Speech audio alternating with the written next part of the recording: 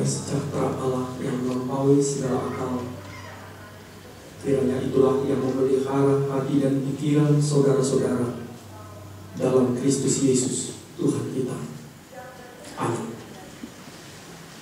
Jemaat Tuhan, khotbah untuk kita semua pada minggu yang baru ini diambil dari surat Korintus pasal yang ke-12 ayat 21 sampai 26. 1 Korintus 12 ayat 21 sampai 26. Marilah kita baca berbalas-balas. Jadi mata tidak dapat berkata kepada tangan, aku tidak membutuhkan engkau. Dan kepala tidak dapat berkata kepada kaki, aku tidak membutuhkan engkau.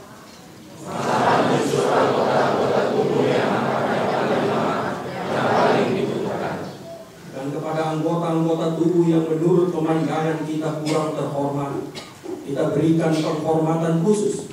Dan terhadap anggota-anggota kita yang tidak elok, kita berikan perhatian khusus. Allah itu tidak membutuhkan pada anggota-anggota kita yang elok. Allah dalam menyusun kita bagi rupa, sehingga terhadap anggota yang tidak berhadiah yang diberikan penghormatan khusus. Supaya jangan terjadi perpecahan dalam tubuh, tetapi supaya anggota-anggota yang berbeda itu saling memperhatikan.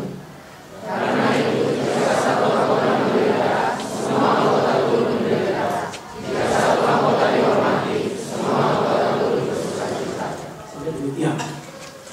Saudara-saudara, kita hidup di kota besar, dan mungkin Serpong ini kalau di Jakarta mirip-mirip dengan daerah Kelapa Gading. Selain banyak restoran, maka jumlah gereja juga hampir sama dengan restoran. Gereja-gereja di kota kadang-kadang juga melakukan persis seperti yang dilakukan oleh restoran. Kami hampir sekali 2 minggu menerima iklan sebuah gereja dilemparkan ke rumah dalam bentuk brosur. Dan tidak tanggung-tanggung, tidak cuma satu yang dilemparkan. Nggak tahu apakah yang melempar itu tahu kami pendeta, tetapi sekepok ke halaman mengiklankan ada sebuah gereja di daerah Alam Sutra. Dan kita juga anggota jemaat kadang-kadang juga sadar atau tidak sadar menghayati gereja itu memang juga mirip-mirip dengan restoran itu. Khotbah, musik, pelayanan agenda dibayangkan seperti makanan restoran. Karena itu jemaat juga sadar atau tidak sadar seringkali mengomentari sesudah ibadah, khotbah yang tadi enak, khotbahnya atau sebaliknya tidak enak. Karena itu gereja, orang jemaat juga sadar atau tidak sadar kadang-kadang pergi ke gereja itu seperti pergi ke restoran. Dia ingin mendapatkan kenikmatan rohani, seperti orang pergi ke restoran mendapatkan kenikmatan jasmani. Karena itu ada juga sebagian orang yang berpindah-pindah gereja persis seperti dia berpindah-pindah restoran. Hari ini ke restoran A, hari ini ke restoran B. Dan kita di Serpong ini terkenal sebagai wisata kuliner. Mungkin ada juga yang menghayati semacam itu, wisata rohani dari satu gereja ke gereja yang lain. Saudara-saudara, sebetulnya tidak terlalu salah kalau saudara membayangkan gereja itu mirip dengan restoran. Tidak terlalu salah. Ada yang mengatakan gereja HKBP sekarang juga mirip dengan restoran Padang. Namanya restoran Padang, tetapi yang datang segala macam orang. Seperti itulah HKBP. Dan sebetulnya kalau kita jeli di gereja HKBP Serpong ini yang datang bukan hanya orang Batak. Kami kenal betul ada beberapa, terutama juga kebaktian sore yang datang sebetulnya bukan orang Batak, tetapi tinggal di sekitar Melati ini. Saudara-saudara, tetapi gambaran gereja seperti restoran itu sangat lemah dan sangat banyak risikonya. Kita ke restoran umumnya untuk mementingkan diri kita sendiri. Atau minimal mementingkan orang yang kita ajak ke restoran itu. Kalau kebetulan kita mentraktir teman, mentraktir saudara, maka tentulah kita mementingkan orang yang kita ajak itu. Tapi tak lebih dari itu. Di restoran kita tidak mencari teman baru, jarang sekali. Kecuali mungkin anak-anak muda yang kepingin berjumpa, berkenalan dengan orang baru di restoran. Tapi orang yang sudah berkeluarga merasa mungkin tidak ada sama sekali yang pergi ke restoran untuk mencari kenalan baru. Tujuan kita ke restoran cuma satu, kita ingin enak. Kita ingin makan kenyang, kita ingin makan dengan nikmat, kita ingin menyenangkan, memuaskan diri kita sendiri. Pertanyaannya, bolehkah kita ke gereja seperti ke restoran itu? Pertanyaan yang terpenting, bolehkah saudara dan saya pergi ke HKBP Serpong ini hanya dengan tujuan seperti ke restoran itu? Supaya kita kenyang, supaya kita nikmat, supaya kita senang sendiri. Saudara-saudara, gambaran gereja dalam Alkitab jauh dari restoran. Ada banyak gambaran tentang gereja dalam Alkitab. Gereja digambarkan seperti bangunan, seperti ladang, seperti pokok anggur, seperti mempelai wanita. Dan hari ini dalam surat Korintus kita baca, gereja itu digambarkan seperti tubuh. Secara khusus, tubuh Kristus. Saudara-saudara, gambaran gereja HKBP Serpong sebagai restoran, sebagai salah satu restoran di wilayah Tangsel ini sangat berbeda dengan gereja HKBP Serpong sebagai tubuh Kristus. Dan itulah yang dikatakan Paulus kepada kita. Gereja kamu adalah tubuh Kristus. Kamu adalah sesama anggota tubuh Kristus. Apa artinya itu bagi kita? Ketika gereja digambarkan seperti sebuah tubuh, lebih spesifik tubuh Kristus. Yang pertama, supaya kita menghayati kesatuan kita dengan Kristus, sang kepala itu. Ketika gereja digambarkan sebagai tubuh Kristus, maka dikatakan Kristus adalah kepalanya dan kamu adalah anggota-anggotanya. Karena itu pertama-tama kita diminta untuk menghayati betapa mulianya, betapa kudusnya gereja itu ketika dia dilukiskan sebagai tubuh Kristus. Gereja ini bukan kumpulan orang-orang yang terpisah yang datang untuk mencari kesenangannya sendiri. Tetapi gereja ini adalah tubuh Kristus, Tuhan yang tersalib dan bangkit itu. Karena itu gereja ini betapa mulianya, betapa kudusnya. Kita diajak untuk menghayati kesatuan kita dengan Kristus, Dialah sang kepala. Karena itu ketika kita mengatakan gereja adalah tubuh Kristus dan Dia adalah kepala, maka kita diajak untuk menghayati kesatuan kita dengan Kristus dan belajar untuk selalu taat kepadanya. Perintah datang dari satu dalam tubuh, yaitu dari kepala. Dan ketika gereja dibayangkan sebagai tubuh, maka perintah juga datang dari satu, yaitu Kristus. Karena itu tujuan kita datang ke gereja sebetulnya bukan mencari kesenangan sendiri. Mencari kesenangan sendiri tidak salah, tetapi itu harus ditempatkan nomor 2 dalam kehidupan kita. Mencari kenikmatan datang ke gereja tidak salah, tapi itu nomor 2. Sebab nomor 1 adalah supaya kita taat kepada Kristus. Dan bukanlah kebetulan, maka perkumpulan atau perhimpunan jemaat Sabat Minggu dinamakan kebaktian. Dia dinamakan kebaktian. Kenapa dinamakan kebaktian? Karena memang tujuan kita pertama-tama datang ke gereja adalah untuk berbakti, mengabdi kepada Kristus.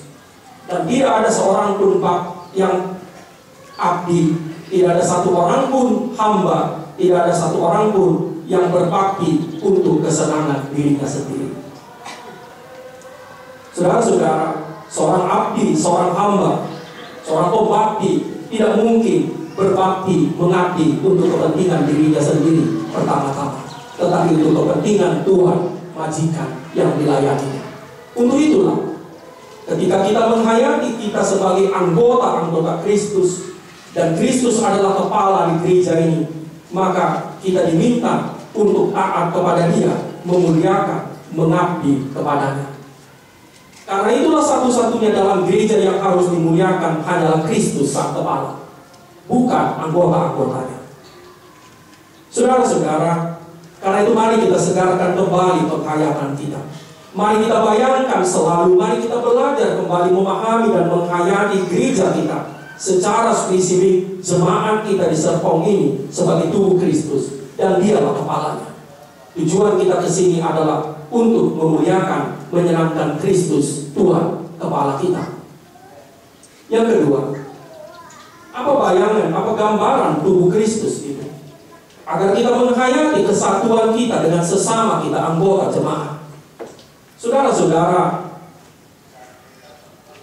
sebagian besar restoran tidak punya keanggotaan. Beberapa restoran mungkin sudah membuat keanggotaan mirip-mirip dengan klub. Tetapi sebagian besar restoran lepas. Orang datang dan pergi begitu saja. Yang mengikat orang datang ke restoran hanyalah makanan, hanyalah pelayanan, tetapi tidak ada ikatan satu sama lain. Saudara dan saya dalam tubuh Kristus tidak bisa seperti itu. Ketika Rasul Paulus mengatakan gereja adalah tubuh Kristus, maka kita diajak untuk menghayati kita satu sama lain rupanya tidak bisa terlepas.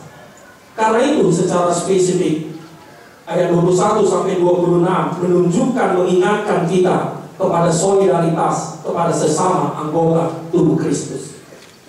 Apa yang dikatakan Paulus itu adalah bahasa gambaran. Sebab saudara dan saya bukan sekeping mata, sekeping kuping, sekeping kaki, atau apalagi kuku. Saudara dan saya adalah pribadi yang utuh dengan yang punya jiwa, pikiran, dan perasaan, punya sejarah hidup, punya nama.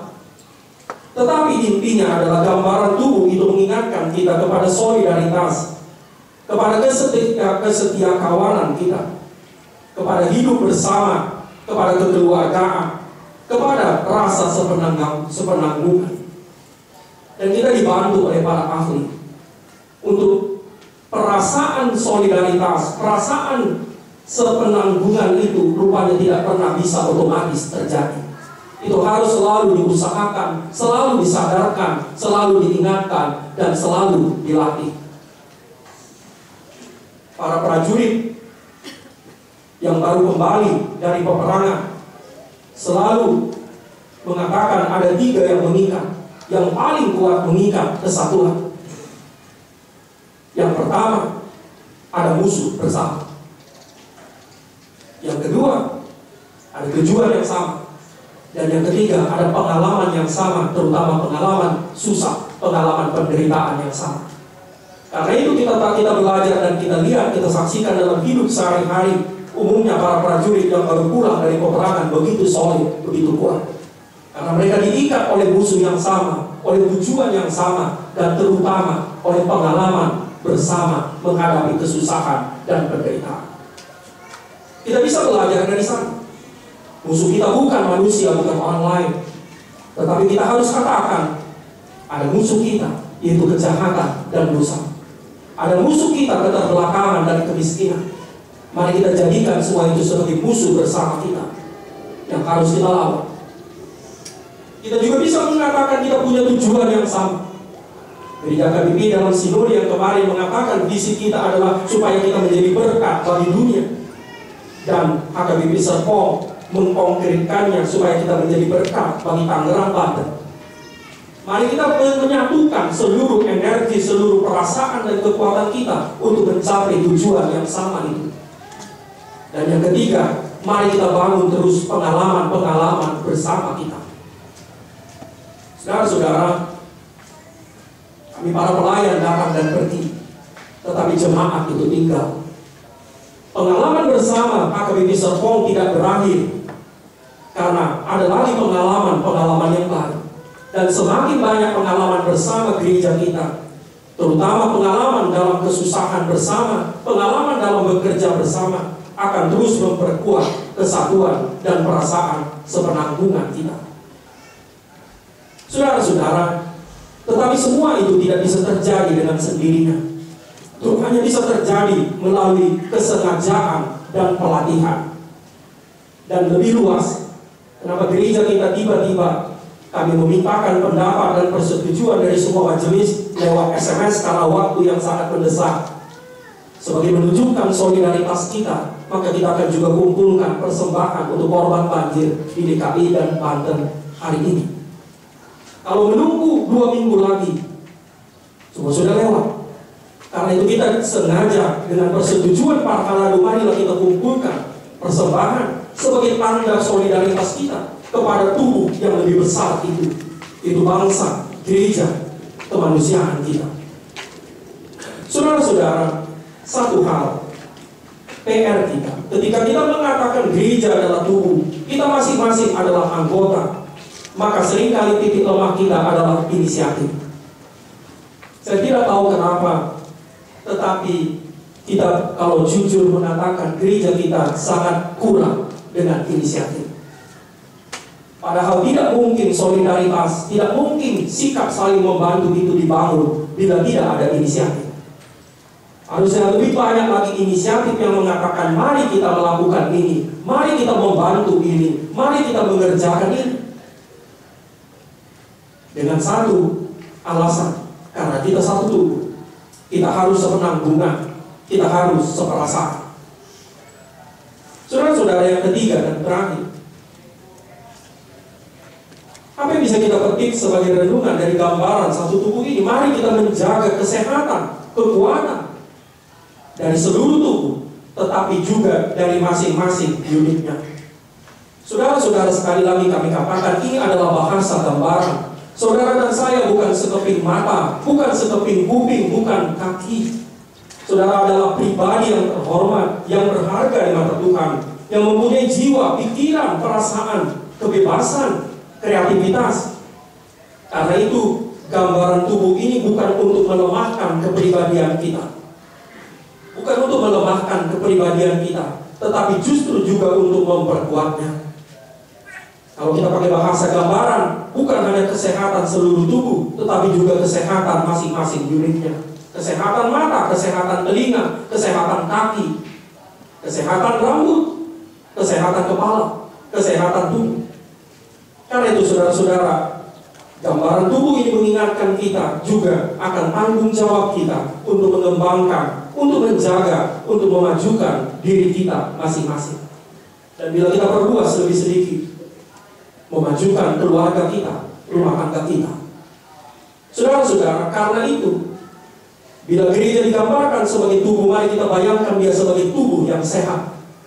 Tubuh Kristus yang sehat, tubuh Kristus yang kuat, tubuh Kristus yang rajin melayani, bukan yang diam, bukan tubuh yang lebam, tetapi tubuh yang aktif melayani. Dan saudara-saudara, itu juga mengingatkan kita ketika perjamuan Kristus, perjamuan kudus Kristus mengatakan inilah tubuhku. Tubuh yang diarahkan untuk kebahagiaan, keselamatan orang lain. Karena itu pada akhirnya kita diingatkan, gambaran tubuh ini mengajak kita untuk membangun sinergi, membangun kerjasama orang-orang sehat, orang-orang baik. Bukan mau semakin membuat kita lemah dan tergantung satu sama lain. Persatuan orang-orang sehat tentu lebih berguna daripada persatuan orang-orang sakit. Walaupun lebih parah lagi ketika orang-orang sakit tidak mau bersatu. Persatuan orang-orang yang kuat tentu lebih berdampak daripada persatuan orang-orang lemah. Walaupun yang lebih parah jika sudah tahu lemah tapi tak mau pula lagi bersatu. Sudah tahu kecil tapi tak mau bersatu. Karena itu saudara-saudara, mari kita terima gambaran dari Paulus, kami adalah tubuh Kristus. Kristus adalah kepala kami, dan kami masing-masing adalah anggota. Sebab itu Kristus, jagalah tubuhmu, bajukanlah kami. Amin. Terima kasih Allah. Engkau mengajak kami menghayati kesatuan kami sebagai jemaat-Mu. Engkau mengambil kami menjadi satu tubuh, tubuh Kristus. Engkaulah kepala, Engkaulah pemimpin dan penggerak kami. Kepadamu lah kami berbakti dan mengabdi. Namamu lah yang kami muliakan, perintahmu lah Tuhan yang kami laksanakan. Ya Tuhan, berilah kepada kami Roh yang kudus, dan tolonglah kami untuk membaharui ketaatan, kepatuhan kami kepada Kristus, kepala pemimpin kami. Ya Tuhan, Engkau memanggil kami menjadi satu tubuh, supaya kami Tuhan merasa satu perasaan, satu penanggungan sesama kami anggota tubuh-Mu. Ya Tuhan, berikanlah kepada kami Roh-Mu yang kudus, berikanlah kepada kami kasih-Mu. Ya Tuhan, ajarlah kami menghayati kesatuan kami dengan saudara-saudara kami. Dorong kami Tuhan untuk tidak mementingkan hanya diri kami, tetapi dorong kami Tuhan untuk mau melihat keluar ke sekitar kami, kepada sesama kami, terutama sesama kami yang Tuhan tempatkan hadir dalam hidup kami, sebagai keluarga, sebagai gereja, sebagai tetangga. Ya Tuhan, mulialah namamu melalui solidaritas, sikap hidup sosial, kontribusi dan tanggung jawab kami. Ya Tuhan, firman-Mu menyapa dan mengingatkan kami, supaya kami juga membangun diri kami, memajukan Tuhan diri kami, menjaga kesehatan tubuh dan jiwa kami sendiri. Ya Tuhan, doronglah kami untuk terus bertumbuh dan berkembang. Bantu kami membangun keluarga-keluarga kami, membangun pribadi kami, masa depan kami. Terima kasih Tuhan. Terima kasih untuk cuaca yang cerah hari ini, mengingatkan kami kepada surya kebenaran, kepada kasih-Mu Tuhan yang abadi itu. Kami doakan secara khusus saudara-saudara kami yang menderita karena banjir, baik di Jakarta maupun di sekitar Tangerang ini. Tuhan, hiburkan hati mereka, lawanlah mereka secara khusus. Ingatkan pemerintah kami baik di tingkat pusat maupun di daerah untuk lebih sungguh-sungguh lagi Tuhan mengatasi persoalan-persoalan banjir. Dan bantu kami semua Tuhan untuk menjaga lingkungan kami, kebersihan kami, supaya kami Tuhan dapat mengikut menyumbang mengatasi persoalan yang hampir setiap tahun melanda bangsa kami. Terima kasih Tuhan. Berkatilah kami, bawalah kami pulang dengan semangat, kekuatan, sukacita yang baru meneruskan hidup dan karya kami. Kami berdoa untuk keluarga yang ditinggalkan oleh Bapak Osman Bunto. Hadirlah Kau Tuhan di tengah-tengah rumah duka itu. Hiburlah Ibu Kutasoid dan putri mereka. Beri kepada mereka kekuatan, dan biarlah mereka Tuhan bangkit kembali. Terima kasih Tuhan. Inilah doa kami demi nama Kristus. Amin.